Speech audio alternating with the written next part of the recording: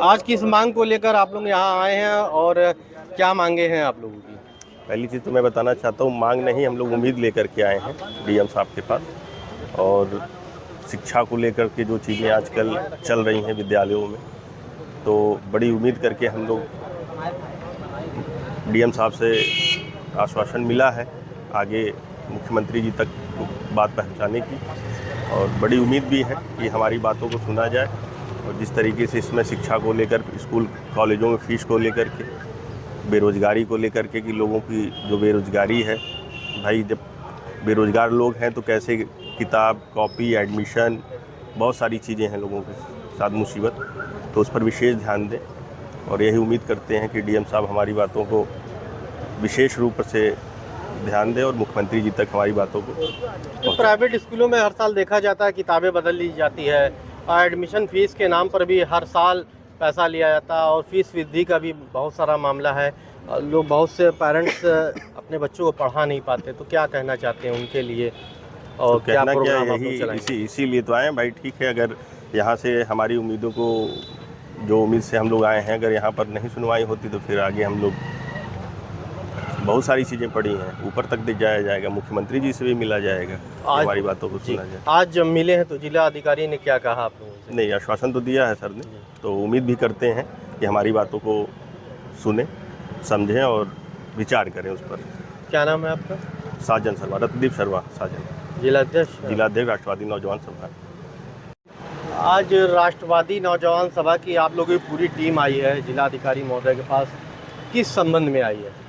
हम लोग आज यहाँ जो प्राइवेट स्कूलों के विद्यालयों की मनमानी चल रही है फीस वृद्धि को लेकर के, साथ ही साथ कोई भी स्कूल में अभी पढ़ाई लिखाई का वातावरण नहीं रह गया है।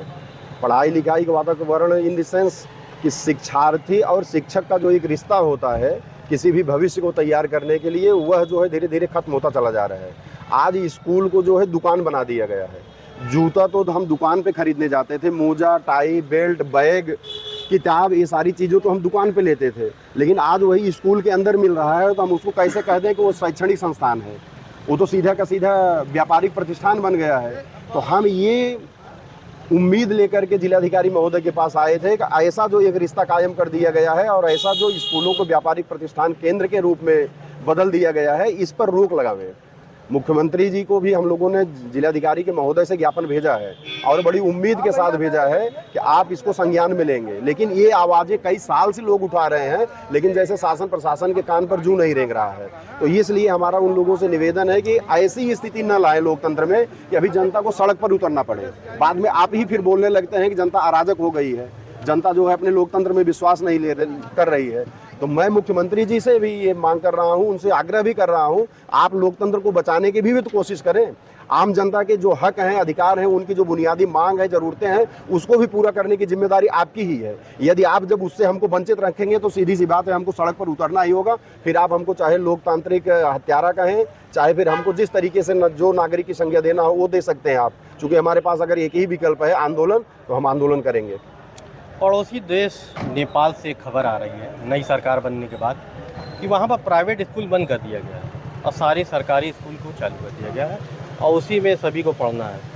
तो क्या इस तरीके की चीज़ें यहाँ पर भी होना चाहिए? बिल्कुल होना चाहिए। ये तो हर आदमी यही उम्मीद करेगा। जिस दिन ऐसा हो जाए तो शायद से सरकारी स्कूल नहीं, वो इतना गुणवत्ता फर्क हो जाएगा कि इसका कोई इंतहा ही नहीं है। आज भी हम लोग देखते हैं कि इंटरमीडिएट तक हम कोशिश करते हैं कि अपने बच्चों को प्राइवेट स्कूल में पढ़ाएं, लेकिन उसके बाद जब हम ग्रेजुएशन कराना होता है और कोई कोर्स कराना होता है तो हर आदमी सोचता है कि हमारे बच्चे की मेरिट में नाम आ जाता है, उसको सरकारी कॉलेज मिल जाता।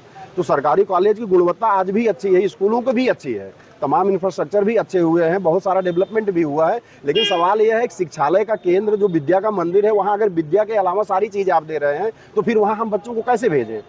जो अभी हमारे पहले के साथी ने कहा कि डॉक्टर साहब ने कि आप वहाँ स्कूल में शिक्षकों से कौन सा काम ऐसा है जो नहीं करवा रहे हैं? कुत्तों की जनगणना करनी हो तो कभी कभी पेपर में आ जाता है, मीडिया में आ जाता है, वहाँ भी मास्टर लगा दिए जाएंगे, माने SIR में मास्टर लगा दिए जाएंगे, तमाम जनगणना में मास्टर लगा दिए जाएंगे। अभी तमाम पिछड़ा आयोग की बैठक करा रहे हैं तो उसकी भी जनगणना करने के लिए टीचर लगा दिए जाएं। तो उनको जब पढ़ाने का समय नहीं मिलेगा तो सीधी सी बात है, जनता जो है वो अपने बच्चों को लेकर के प्राइवेट स्कूलों की तरफ भगेगी और प्राइवेट स्कूल जो है फिर उसको बाजार के रूप में लोगों से धनवाही करते हैं। तो इसको जो है तुरंत अविलंब रोक लगाया जाए और साथ ही यह भी देखा जाए कि जो मानक के अनुरूप बसें नहीं चल रही हैं, बच्चे वहाँ ठूस ठूस करके भूसा की तरह लादे जा रहे हैं बसों में।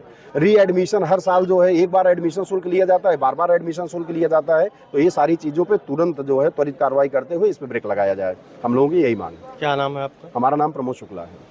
आप राष्ट्रवादी नौजवान सभा में क्या जी जी जी, हम राष्ट्रवादी नौजवान सभा के प्रबंधक हैं।